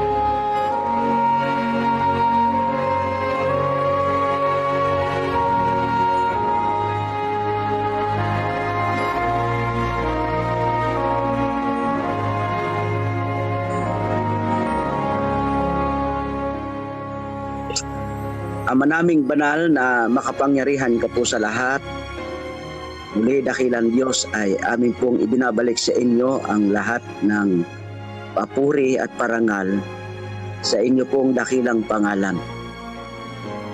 Ipinagkaloob niyo po muli sa amin na kami po ay umising sa umagang ito upang kayo ay aming sambahin at purihin. Sa buong magdamag ay naranasan namin ang inyong pong pagkalinga, pagmamahal at pagliligtas. Kaya ngayong umaga, tanging kami ay dumudulog ng lahat ng papuri sa inyo sapagkat kayo ay dapat naming purihin at sambahin. Dakilang Diyos, ngayong umaga, muli kaming lumalapit sa inyo na kami po muli ay inyong patawarin at linisin sa lahat ng aming karumihan at kasalanan. Totoong kami po ay marumi, nagkakasala po kami. Pero kami po ay sumasampalataya na mayroong Diyos kaming nagmamahal at handang magpatawad sa lahat ng aming karumihan. Kaya ngayong umaga, Panginoon, kami lahat nagsusumamo na kami po ay inyong patawarin sa lahat ng aming mga kasalanan. Sa pagpapatuloy po, aming amang banal na salamat. Aming pong naramdaman ang iyong kabutihan, ang iyong pagmamahal sa umaga nito. Salamat po dahil patuloy niyo kaming ginising ng tamang oras. Salamat at patuloy niyo kaming ini-invite para kumulit po sa inyo sa bawat umaga. Salamat po dahil pinapangunahan niyo kami sa aming buhay. Narito po ang aming mga kahilingan at kahilang Diyos. Bagaman kami ay patuloy na nabibless sa bawat umaga, ang aming mga patiran ay may mga personal din mga kahilingan sa umaga na ito. Aming sinasama sa panalangin si Brother Chufet Piquero, si Sister Mitch Dabliso, at Sister Arame Canyo. O dakilang Diyos, anuman ang kanilang mga pasalamat at mga kahilingan sa mga oras na ito ay inyo po ipagkaloob sa kanila. Kami pinapasalamat na ito ipagkakaloob nyo sa kanila kasama ng kanilang patuloy na paglago. Una sa kanilang bahay-sambayan, maging sila ay example sa kanilang bahay-sambayan, sa kanilang kapitbahayan, sa kanilang nasasakupan, sa kanilang iglesia, upang ang pagtatapos na iyong gawain ay mas mapabilis sa tulong namin mga nagtatapat at nagtitiwala sa iyo. Dalangin din namin, o dakilang Diyos, ang aming Every Family a Builder program, isang programa ng pagkakaisa, isang programa na may pagmamahal sa bawat isa at sa aming kapwa. O dakilang Diyos, aming patuloy na sinalapit ng bawat pamilya na narito ngayon, na kami ay maging halimbawa sa iba pang mga pamilya ng isang programa ng pagkakaisa. Dalangin din namin ang aming mga paaralan ng Adventist. May mga pangailangan din kami, o dakilang Diyos. Maraming mga schools na facility ay kailangan ma-improve. Maraming mga kaguruan, ang mga missionary teachers na kaya kailangan din masapatan ang kanilang pinansyal na pangailangan. At higit sa lahat, marami din mga bata na nais makapasok sa paaralan na ito, ngunit kulang kanilang pinansyal. Ang paaralan ng Adventista ay patuloy na nagagamit para abutin ang mga munting bata na ito mula sa kanilang pagiging musmus na bata sa elementary hanggang sa kanilang paglaki at sa kanilang high school years. Sila ay nakikilala niya kayo, o dakilang Diyos. Ngayon din kanilang mga magulang. Mga paaralan na ito ay patuloy na isang daluyan ng pagpapala, isang misyon na tunay na nakatutulong sa bawat isa na nasa labas ng aming pananampalataya. Dalangin namin, o dakilang Diyos, na kayo patuloy mag-provide sa lahat ng pangailangan ng mga ito.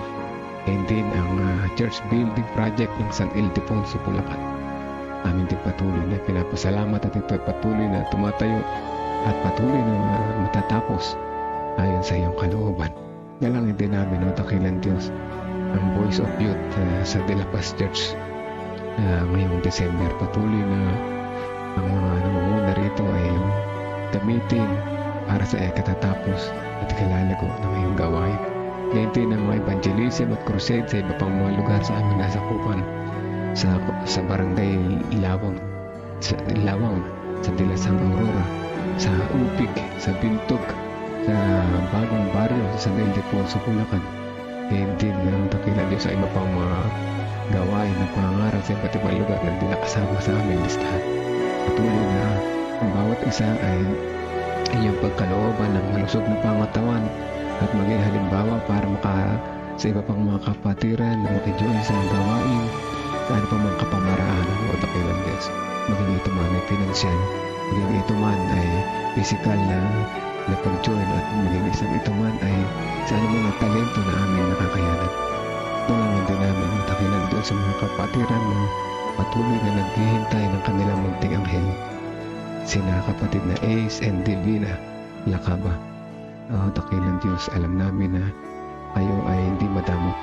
Inyong ipagkakaloob sa kanilang inihintay na muling munting anghel kasama na iba pa namin mga kapatiran na gayon din ang mga panalangin sa oras na ito. Langin din namin, dakilan Diyos, ang mga kapatiran na humihiling ng kagalingan para sa kanilang mga karamdaman. Sila ang iba ay mga nasa banig ng karamdaman, ang iba ay nasa recovery, ang iba ay nasa patuloy na kalakasan ng kanilang pamilya. Kasama namin sa panalangin ng kalusugan ni Sister Wilma Fernandez na ngayon ay nakakaranas ng pagtaas ng presyon. Patuloy niyo ipaunawa sa kanya na kayo ang magpapagaling at maalis ang kanyang pangamba sa kanyang kalusugan. Kaya din ang karamdaman at kagalingan sa mga sumusunod naming mga kapatid, si Louilyn Abbas, Danny Esguera, gayon din si Sister LNG de los Santos, Lucy Crisologo, Pearl Malit, kasama rin si Lucel Montojo, si Lisel Gutcheco, Mema Bergado, Maxine Mayor Ocampo.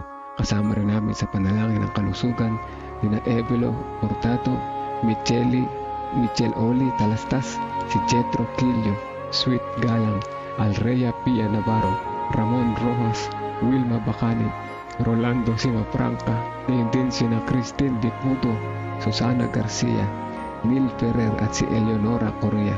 O dakilang Diyos, ang mga kapatiran namin na ito, kasama ng mga hindi namin nabanggit, ay maaasa kami at nagtitiwala na kayo bilang isang dakilang mga gamot ay pagkakalob sa amin ng kagalingan, kalakasan at recovery.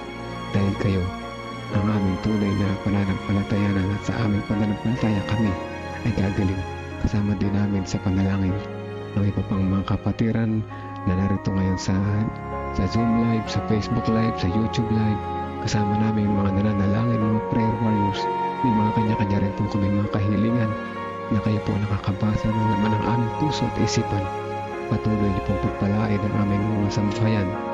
Pagpapala na karunungan o dakilan Diyos, karunungan sa pagpili na ikaw ang aming piliin upang sa gayon ang aming buhay ay magkaroon ng direksyon, makita namin ang aming layunin, ang aming purpose sa aming buhay at makapagtulong kami sa pagtatapos na iyong gawain. Maraming salamat po, Ama, sa pagtinig sa aming panalangin at muli patawad po kung saan niyo kami nasumpo hindi tapat. In Jesus' name we pray. Amen. Amen. Amen. Amen. Amen. Amen, mga kapatid. Amen. Amen po. Brother Melvin. Amen po. Okay, Brother Melvin. Morning, Sister Amen. Sister Nerissa. Kuya. Closing Good morning. Good morning, Ninong Nepi, Ninong Sorry. Sister Neri, good morning. Good morning po. Sister Irma.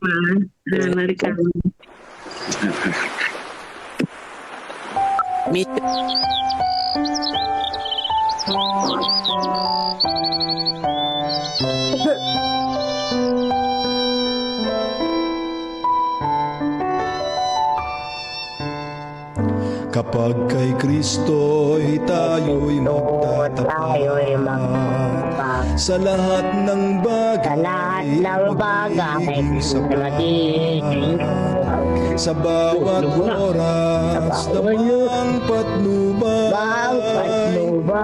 tiyak nakakamtin, walang hanggan. Ang Diyos ay nangako sa mga taong tapat, sa lahat ng bagay ay magiging sapat. siyang purihin sa lahat ng oras. Awit ng pagluwalhati, ating itaas.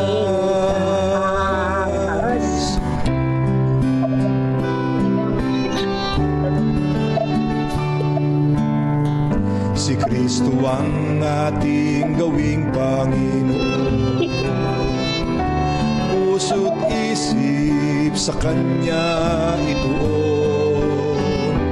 Hikaput, handog, talento at dunong, misyon sa gawain ng ito'y sumulong.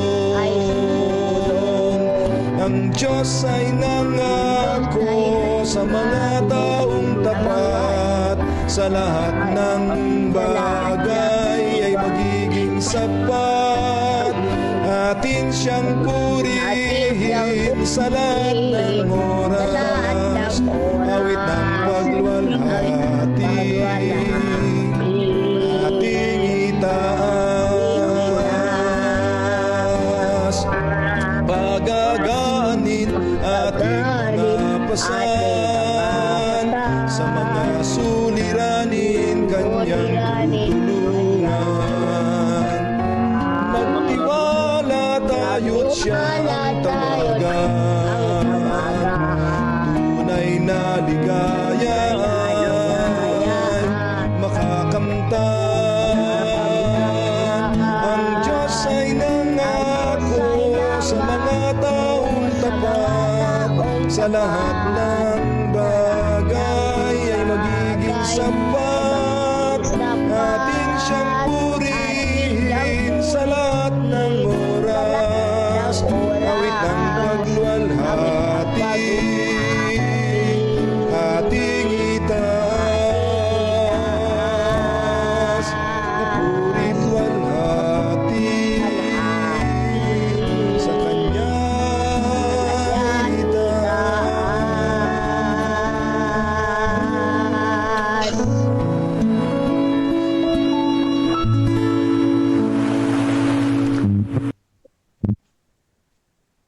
Amen. Amen. Brother Rudy, Tayo po ay manalangin. Let's pray. Dakila, mapagpala, pagmahal ng Diyos o amang banal. Sa lahat ay amin pong binabalik po sa inyo ang pinakamataas na papuri, pasasalamat at kaluwalhatian sa inyong pong dakilang pangalan sapagkat ikaw po ay napakabuti sa amin. At salamat po sa inyong pong pag-ingat sa amin, sa aming pong pagtulog. At salamat po sa panibagong araw, panibagong pag-asa naman ninyo po pinagkaloob sa bawat isa sa amin sa araw na ito. At salamat po sa hininga ng buhay na po pinagkaloob sa bawat isa sa amin. At sa lahat ng mga tao sa buong daigdig na siyang patuloy na napalataya sa inyo ng buong katapatan at nagtitiwala ng buong puso po sa inyo ang Diyos. Salamat po sa lahat ng mga pagpapala. Salamat po sa mga learnings. Salamat po sa mga paalala sa bawat isa sa Panginoon. At tuloy po kaming gabayan at palalahanan sa magitan po ng iyong mga salita sa banal na kasulatan. At ganoon din po, kasama po ng mga piling anghel na po ng Dalang Espiritu, siya mag-ingat, gabay sa amin. Inyong po dakilang pag-ibig ang siya maghari sa bawat puso po namin. Salamat po aming dakilang Diyos sa pagdinig na aming panalangin kahilingan sa pangalan ni Jesus. Amen. Amen. Amen. Amen. Amen po. Church. Sa lahat po ng mga nakasangkot, salamat po ng marami, mga kapatid. Morning po. Bukas po ang ating host ay si Pastor Ranel Pipito. Ayan. So salamat po ng marami muli mga kapatid. Chanting po, chanting. Nagkita po tayo mga pastors and family. Lahat today. Ingat kayo sa biyahe. Chanting po tayo. Every church Every church is a missional church. I am missional. I am missional. I think, I talk, I act, I give to move forward God's vision. LPM. Here we go. Put God first, and you will never be lost. Amen. Amen. Pastor Joey, Inyong lahat tapusan mga kapatid. mga alad kayo, mga aliw kayo, mga kaysa kayo ng pag-ibig, mga buhay kayo sa kapayapaan. At ang Diyos ng pag-ibig at ng kapayapaan ay isa sa inyo. Ang biyaya ng Panginoong Jesucristo at ang pag-ibig ng Diyos at ang pakikipisa ng Espiritu Santo ay sumainawang lahat sa araw na ito. Amen. Amen. Amen. Amen. Morning. Pastor Joey. Irma, morning. Good morning. Lord, amen. Amen. morning po, Ma'am Felix. Morning, brother Joey. Morning. Good morning, Asan ba yung bata na yan na ang cute? Brother. Salita mo. Good morning po. Brother Romel, Tingin nga. ingat ka po, yung anak mo ha, wanted. Good morning sa lahat. Kanino anak yun? Asan ba yung bata? Ayun o, ayan. Ayan pala. Good morning po, Pastor Seri. sa ating lahat. Morning sa'yo. Ilan taon ka na? Brother Johnny. Morning, Kuya Ilan taon ka na? Brother Johnny. Morning, Sister Irma. Morning po Good morning. Good morning. 8 years old na ako. 8 years old. 8 years old na siya. Good morning. Good morning po. Ayun, may kalaro Hi, Ninang kayo. Melvin. Pastor Good Rene. morning, Brother Melvin, May Brother bata pa dun sa baba. Salamat sa lahat. Sir Erna, CJ. Parang dalawa yan eh, bata. Parang dalawa. Salamat din, Pastor Sir Rene. Salamat sa panguna sa loob ng 3 araw. Opo. Salamat, Brother Melvin. Salamat. Panginoon, apo. Eh, si JJ pala ito isa, si Si JJ. JJ. JJ pala yung isa. Sister Rhea Necesitora. Anong pangalan po? Nag-chanting na ba kayo? Opo, Tapos na po. nag-chanting na po. Nag-chanting ulit tayo. Jairen, ikaw Jairen. Jay. Jerel, ikaw. Every church is a missional church. I am missional. I think, I talk, I act, I plan, I give to move forward God's mission. CLPM, we will go. Yes. God first and Amen. never be last. Amen. Amen. Pastor Jerry. Amen. Tapos na. Tapos na po, tapos na po. Tapos na po. Okay po, bye-bye po sa ating lahat. Shalom, shalom. Mga kapatid. At yan ang ating devotional sa umaga na ito. Ano po? At alam ko kayo ay na-bless. Ano? At kay ako rin ay na-bless personally. So magpatuloy po tayo kung tayo ay na-bless mga kapatid. Sister Langcome Paris, Sister Elizabeth Erese, Ate Revi, Sister Dang de la Cruz, Sister Mare Pesquepel, Ate Mitch, Brother Romeo Manalastas Dungaw, si Sister Sweetie Burgos Lopez, si Kuya Narsing, ayan, si Sister Kaning Someho, si Elisma. So lahat po ng mga na-bless. Patuloy tayong in-invite ni Jesus bukas na bumalik at tayo muling mabless bawat umaga. Happy God first morning po sa atin lahat.